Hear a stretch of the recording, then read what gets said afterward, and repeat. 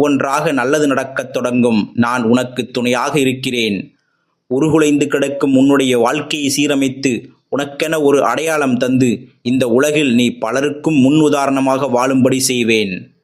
உன்னுடைய இல்லத்தில்தான் இருக்கிறேன். இனி உனக்கு எந்த குறையும் இருக்காது. உன்னுடைய கடமைகளை செய். நடப்பதெல்லாம் நன்மையாகவே நடக்கும். எதற்கும் கலங்காதே. உன்னுடைய வாழ்க்கையில் யார் வந்தாலும் யார் சென்றாலும் என்றும் உனக்கு துணையாக நான் இருப்பேன். உன்னை ஒதுக்கியவர்கள் முன்பு உன்னுடைய மதிப்பை உயர்த்தி கொண்டே இருப்பேன். யாமிருக்க பயமேன் உனக்கு? இன்னும் ஏன் தாமதித்துக் கொண்டே செல்கிறாய்? தக்க சமயத்தில் உதவினால்தான் நன்றாக இருக்குமே என நீ கேட்கிறாய்.